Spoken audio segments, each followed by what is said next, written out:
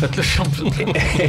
Oui, Romain, tu disais? Non, je disais, c'est le championnat, c'est que des tournants au final. Au final, tu tournes en rond et tu reviens sur 38 tournants. C'est pour ça que voilà, et tu recommences la saison d'après, etc. Bon, oui, c'est le principe du championnat d'ailleurs. Allez, je me suis égaré. Monaco, c'est dimanche au Stade Vélodrome à 21h. Est-ce qu'on n'en fait pas un petit peu trop avec cette équipe de Monaco? C'est vrai qu'ils nous ont mis quelques fessées ces derniers temps. Hein. Voilà. On verra les statistiques tout à l'heure, mais est-ce que finalement ils sont pas beaucoup moins forts quand même que la saison dernière? Ils sont moins forts, mais est-ce qu'ils le sont pas encore plus que ce qu'on pense? Ah oui, Michel. Là, c'est un fossé. Voilà, déjà ils n'ont pas d'équipe. L'année dernière, je les regardais jouer, que ça soit techniquement, dans l'impact, collectivement, moi, au Vélodrome. Voilà, j'avais vraiment l'impression d'un rouleau compresseur d'une équipe. Là, c'est pas une équipe. Voilà. Lyon et l'OM, c'est une équipe. Là, ils ont des individualités qui font basculer les matchs parfois parce qu'ils ont vraiment beaucoup de talent. Un Lemar, un Falcao, un Baldé, pourquoi pas, un Moutinho sur un petit ballon, un coup franc ou quoi.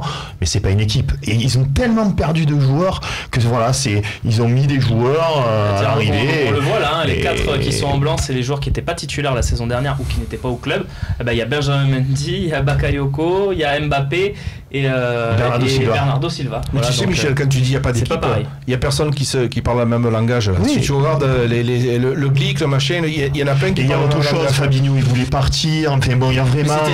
Les marres aussi. Le langage, l'an dernier, ils avaient la même nationalité, ils n'ont pas perdu leur notion. Oui, mais tu avais quand même Mbappé, tu avais le petit Costa, Mendy, c'est français. Mendy, c'est français. C'est sûr qu'ils jouaient de toute façon, je pense que parce qu'on parle aussi beaucoup du recrutement des ratés de l'OM dans le mercato. Et ratés de Monaco, c'est quelque chose. Leur Congolo derrière qui est reparti déjà au bout de 6 mois. Jovetic avec le fameux coup de l'hélicoptère où tout le monde a raillé Jacques-Henri Roux. Au final, il ferait mieux de la faire oublier cette histoire parce que si c'est l'homme qui a fait Jovetic, Mitroglou, un peu même combat quoi. Oui voilà, mais c'est ça. Mais pas le même traitement au final. Donc là-dessus c'est aussi un peu compliqué. Mais je pense que Monaco, c'était comme en 2015, ils arrivent en quart de finale de Ligue des Champions et ils font podium en championnat au nez à la barre de l'OM. C'était une équipe séduisante. Ils ont tout vendu. Ils ont eu une année un peu de transition et ils sont revenus avec le titre et la demi-finale. Là, je pense qu'ils sont pareils entre deux. C'est-à-dire qu'il y a beaucoup de joueurs, Jorge, Keita Baldé, tout ça. Surtout Keita Baldé, quoi. Qui va être fort. Et il a été pas mal là encore en coupe. Sa passe D est très intéressante. Ils vont être très bons l'année prochaine. Là, ils sont en année de transition. Donc, c'est peut-être l'année pour les prendre. Mais après, il y a quand même beaucoup d'expérience. Et la grosse différence, c'est qu'ils prennent énormément de buts par rapport à l'an passé aussi. Il y a des joueurs qui n'ont plus le même niveau. C'est-à-dire que Sidibé, c'est pas on avait le Sidibé de fin août. Tiens, je sais que tu veux insister sur le but qu'a encaissé Monaco hier contre Lyon. Voilà, parce que on va voir de Mariano. Ne vous concentrez pas, donc vous allez voir centre au second et tête de Mariano. Regardez Sidibé qui l'a au marquage au départ et qui le lâche totalement. Regardez, il est 2 mètres derrière, il regarde.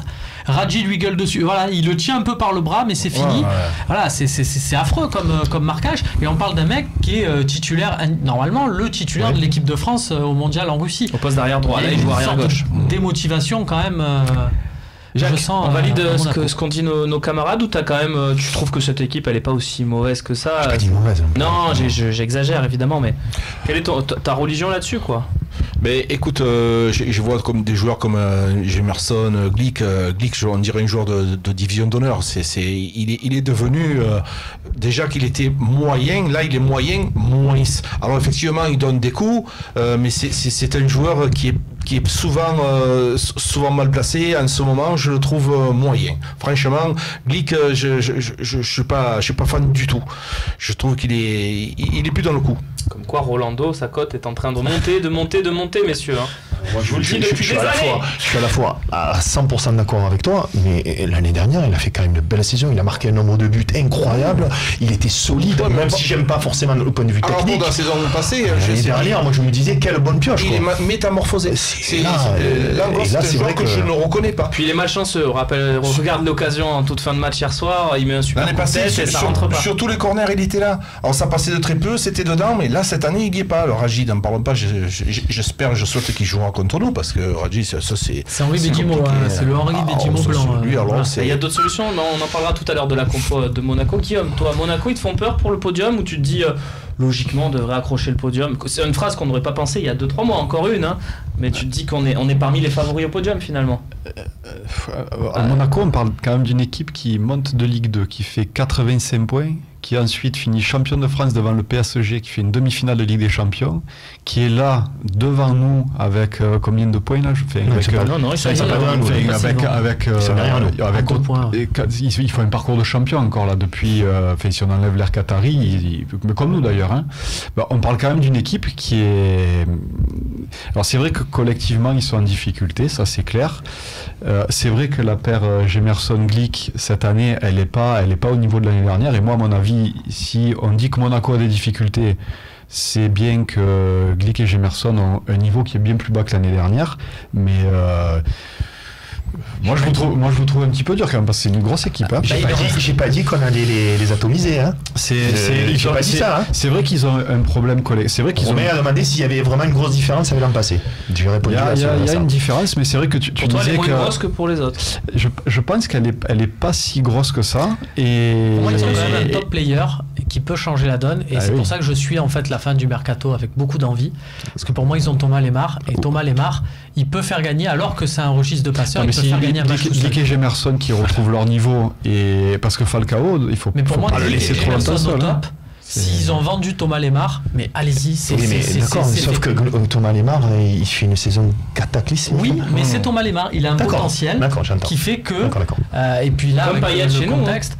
Je pense supérieur à Payet. Honnêtement, j'aime beaucoup Dimitri Payet, mais pour moi, Thomas Lemar, on voit le match contre les Pays-Bas à la fin. Oui, non, mais c'est important de le dire. On est supporter de l'OM, mais il faut reconnaître quand même que Lemar, il y a une possibilité de devoir partir à 100 millions. Tu peux pas savoir, comme je vais sur les forums de Liverpool en leur disant.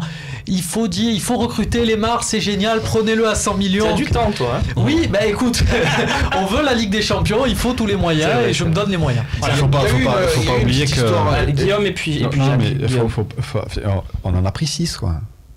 Je sais pas, on est en train de parler d'une équipe qui nous ont planté 6 Doria, Bocan. Il y avait une équipe catastrophique. Encore une fois, je me répète, ça va être très dur dimanche. Mais voilà, c'est pas la même équipe qui est venue au Vélodrome l'an passé. Jacques, tu voulais rajouter quelque chose? Oui, je pense qu'il y a eu des problèmes extrasportifs. Je sais pas si vous vous en rappelez, si vous êtes au courant, le président, ce qu'il a subi, le président monégasque. Une soi-disant incarcération, donc ça a été vraiment compliqué, le prince. Donc à partir de ce moment-là, il y a eu une cassure à Monaco, et une grosse cassure. Il y a des choses que je ne peux pas dire, que je suis au courant. Même à l'intérieur du vestiaire, ça a été compliqué, voire très compliqué. Ce n'est plus la même équipe que l'on a affrontée. Donc je pense, nous, l'Olympique de Marseille, j'essaye d'être objectif. On a les moyens, effectivement, de ne pas les battre 6-1. Ça me paraît improbable. Encore que, pourquoi pas. Mais en ce moment, on est supérieur à Monaco. Ils ont quelques individualités, je rejoins Michel, mais nous, on n'est pas mal du tout. Notre milieu de terrain, Gustavo, il est en garde des forces, on fera l'avant-match juste après, t'inquiète, c'était vraiment sur le niveau de Monaco. On va finir là-dessus. Juste avant, je vous propose une stat qui va peut-être vous tempérer un petit peu, messieurs. C'est la 18 stat... buts. Non, c'est la stat actuelle de Monaco, voilà, qui fait partie des 10 équipes les plus en forme en Europe. L'OM est 7ème, d'ailleurs, faut le signaler. Sur les 6 derniers matchs de championnat, eh bien Monaco est à 4 victoires et 2 nuls, ce qui les met en 10e place de ce classement. Voilà, donc il y a Lyon, il y a Paris, il y a Marseille dans ce classement, mais il y a aussi Monaco qui, voilà. Oui, mais il faut voir les adversaires que tu as rencontrés. Si tu as rencontré Angers, 3 ils sont pas autant en difficulté que ce qu'on peut penser, puisqu'on les a doublés, etc. Mais ils ont perdu hier en coupe. Là, c'est en championnat, mon petit poulet. D'accord. Je l'ai dit pourtant. D'accord. Tu m'écoutes pas assez. Je suis désolé.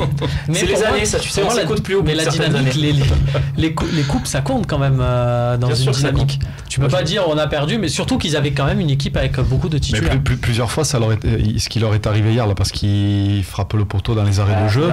Cette année, ça leur est arrivé plusieurs fois, hein, ce qui n'avait pas été le cas l'année dernière. Donc, ils ont perdu pas mal de points sur des trucs. On oublie quand même qu'ils avaient Mbappé.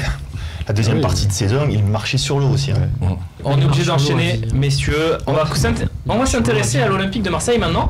L'OM est-il capable de ne prendre aucun but dimanche contre Monaco? C'est le débat de la prochaine partie.